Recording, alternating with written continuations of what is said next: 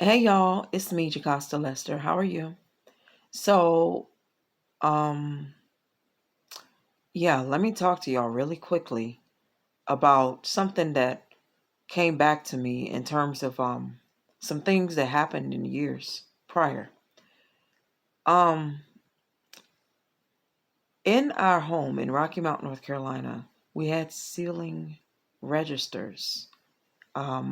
The heat registers, which are the vents, the vent covers, little grate things that go over your vents also in the ceiling instead of the floor. Some older homes and maybe even some newer homes have them in the floor. Okay. And depending, on where your ductwork is run, in our house in Portsmouth, we had both. We had a combination of the two. We had we had our new heating and cooling put in where they went in the crawl space and they did the ductwork too. And they did the ductwork from our unit in the crawl space. And we had ceiling registers in the family room because they had to go. Our crawl space kind of stopped in the family room, so that they ran the remainder of our heating and cooling situation through the ceiling. So we had ceiling vents and floor vents. So, but in Rocky Mount, we had ceiling vents. Now, I say all of that to say this: there was a period of time where our utility bills went way up, and I didn't understand it. So this is for you. If your heating and cooling costs go up and either your furnace nor your condenser are broken, there might be something that compromised your ductwork in your house. It might be an animal, or it might be something worse, a human. There were people in my attic. Somebody yelled through one of our heat vents into our bedroom one night. They did it picking on us in our home, and I know it.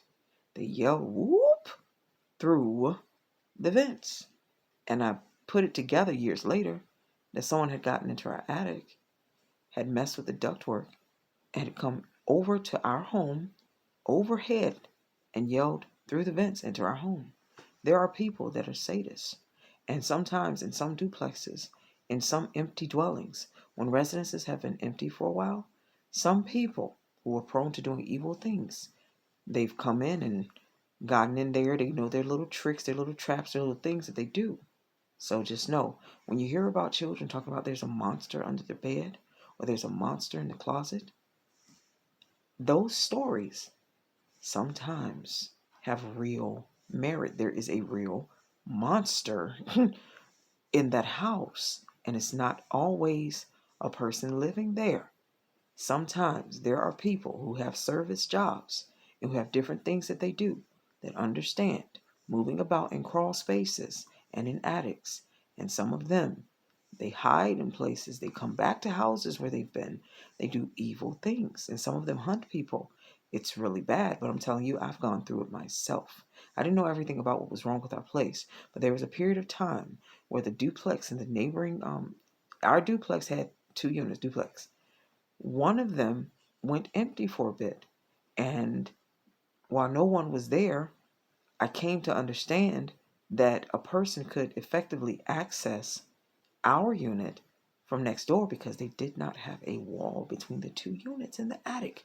I did not know that until I went up there and looked around. When you buy something like a duplex, especially when you move into a condo or a townhome, make sure that you go up into the attic and check to see if those units are sound. If there is a sound firewall between the two units, they're supposed to have them. I didn't know this and I was ignorant back then.